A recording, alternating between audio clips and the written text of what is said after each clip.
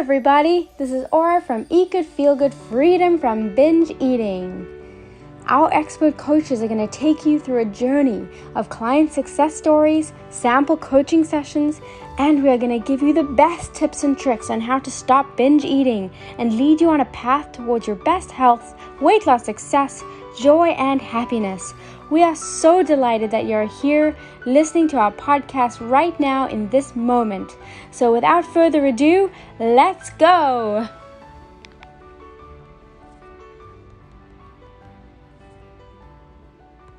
Uh, 5'2" actually. 5'2". Okay. Yeah, it was, I noticed a lot less back pain, a lot less neck pain, my posture's improved. Now that you're lighter.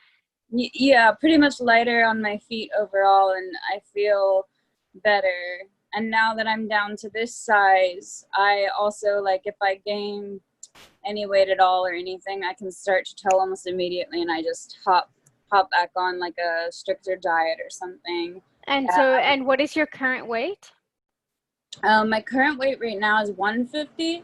The lowest I got was 139.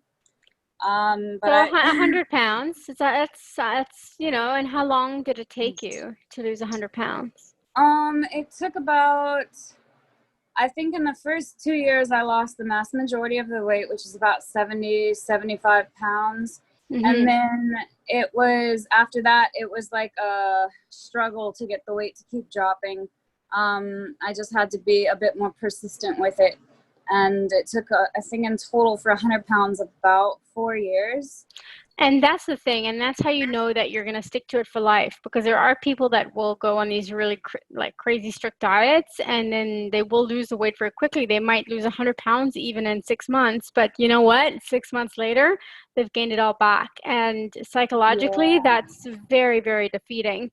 But you did it the right way. You know, you slow and steady wins the race. I did it the wrong way multiple times. Yeah. You get desperate, right? It's like you want to do anything. Mm-hmm. I wanted a quick out, so I would try like the detox teas and the wraps and just the appetite suppressant gummies. And it's true, you'd lose it, but then it would come right back. And then I kind of realized, I'm like, there's no shortcut. So that's true. There is no shortcut. And you know what? The time's going to go by anyway. The time is going to, right? The time is going to pass. So might as well have a healthy day and feel great every day. Mm-hmm. Because when you're on those strict diets, you never feel good. You kind of feel crappy. And then when you're binging, you feel crappy. And then when you're overweight, you feel crappy. So when you're in the whole cycle, it's just one crappy day after the next. Mm-hmm. But when you're engaging on a healthy lifestyle path of balanced eating and exercise, each day your body starts to feel lighter and happier and better. So you have a lot more happy days versus crappy days, I think. I think the best way I can put it, instead of saying when I feel myself going off track and getting strict with my diet, is normally when I'm getting off track, I'm making terrible choices like French fries, chilies, and physically overall, I don't feel good. I don't feel better, and I notice that. And I revert back to healthier choices. Mm-hmm.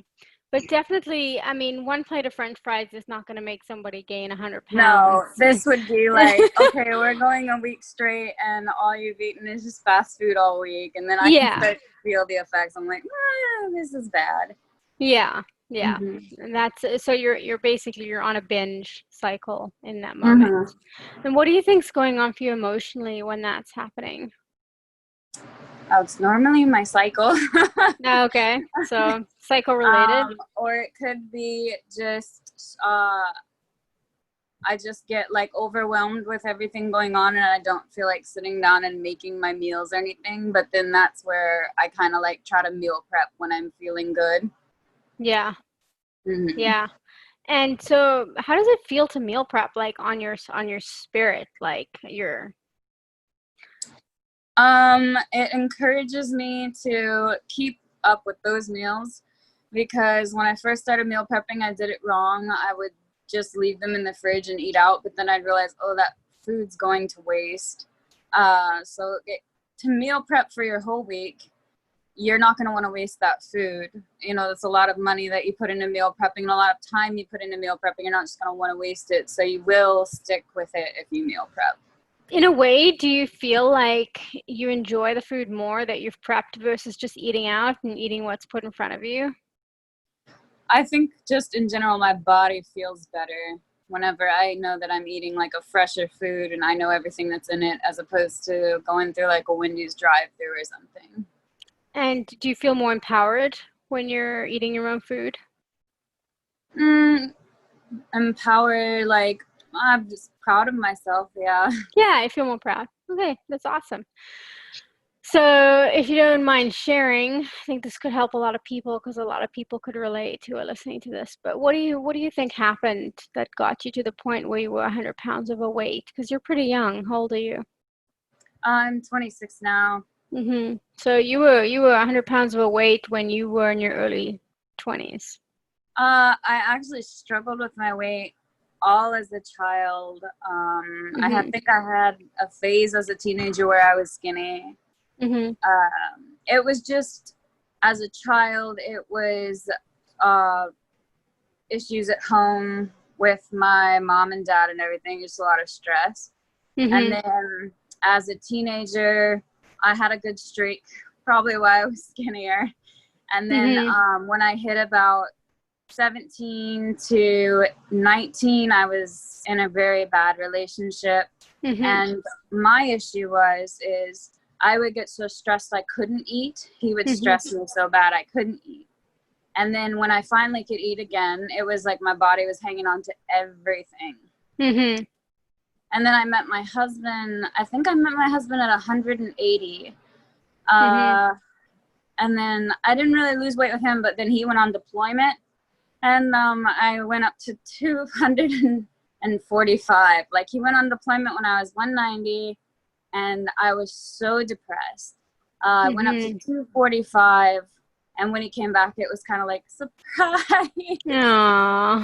But he didn't say a thing about it. He just hugged me. He's really great. He never mentioned it once. You know what's so interesting is that so many of my clients and coaches have partners that are in the Army. It's stressful. It's an interesting thing that I tracked. And my dad was in the Army, so maybe that's why I can relate to people. Yeah, it can be really stressful. And he's left again, but this time I have a better handle on it to manage the depression and the stress better. Working out actually kind of like gives me a happier feeling after, and you just have to pull yourself out of the house. Like, you have to have perseverance in it, and you have to stick to everything. And also, when your husband went on deployment, apart from being lonely, are you also stressed that something might happen to him? Not really, because he's on a sub underwater, so I never worried too much about him. I'm like, he's all right. Yeah, that's but good. I can totally see, like, if he were in the Army, I'd probably just be like, can you get out? But I was stressed about things going on at home because I get overwhelmed easily. So if there was like a bunch of things popping up, I don't rely on him for everything, but there were certain things where I'd just be like, oh God, I wish he was here. And so what was your turnaround point within yourself? Well, I have a lot of health issues they're not related to weight. And when I went into the doctors, it seemed like they would never look further into it. They just threw it at, oh, you're overweight. And my husband also loved to go hiking and with diving and everything, and I just couldn't do it. I was so big, I couldn't even get up a hill. So I kind of started swimming 3 hours a day for 3 days out of the week. And that was a very low impact exercise that helped me lose weight a lot. And then I started doing walks on a small incline hill in my backyard.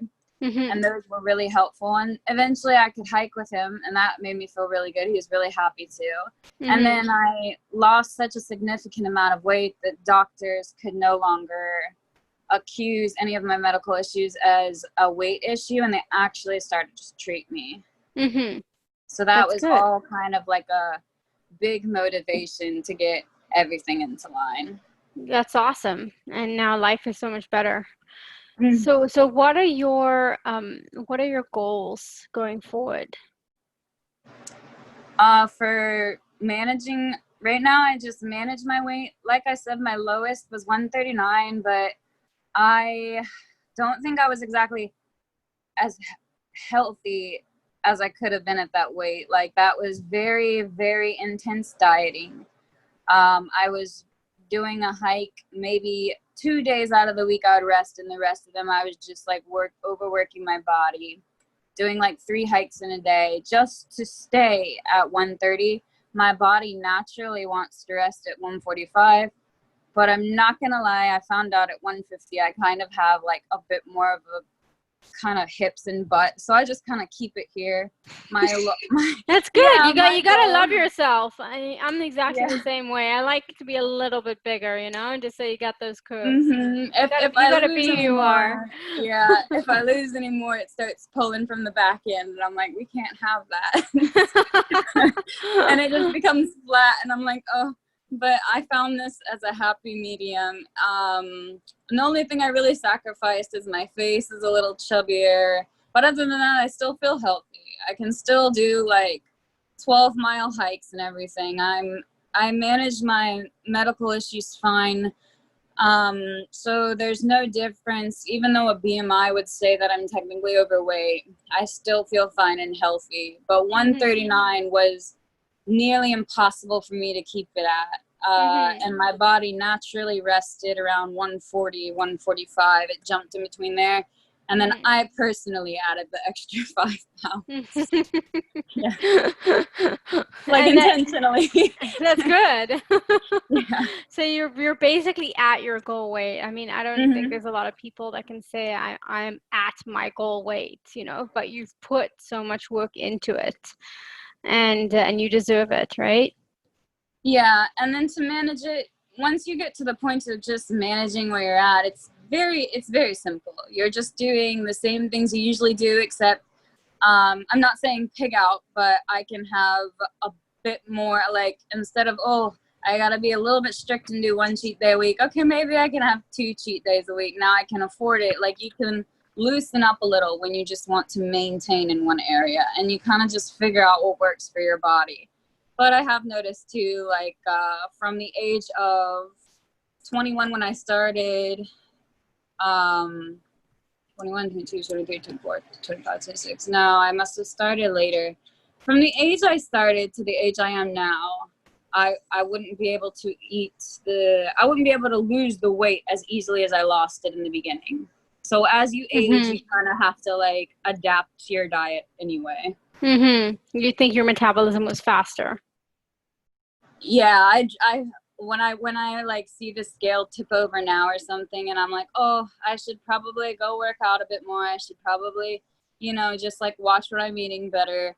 I noticed that the things, I wouldn't say I work as hard, but I noticing like age and everything is taking into a factor that um You're still pretty young. I'm still young, yeah, but I noticed the Don't difference say from that. like where I was to where I am. I'm just saying, like for other people too, Mhm. like when I say like, oh, maintaining is easy, you just stick with this diet. It's not gonna be for the rest of your life. I still have to, like, in a year's time, I'll probably make another tweak to it. I'll probably make another tweak to my exercise regimen. It's like You whatever know your what? body needs. It's every day for everyone, every day of your life. Hmm. It's a very simple formula. If you eat right and exercise, Pretty much, yeah. you're gonna get healthier, and if you binge eat and don't exercise, you're gonna get unhealthier. Yeah. For everybody across the board. Doesn't matter how old you are. I mean, Yeah. yes, definitely age does bring your metabolism down a little bit, and it slows your digestion a little bit down. But that's usually more of an issue when you're hitting 40 plus. But your heart is a little bit more open and that you're ready to embark on your journey of healing from freedom from binge eating.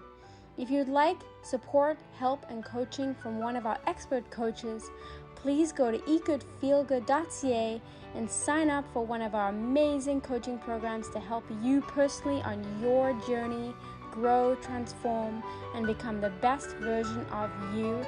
Live your happiest life. Love you guys.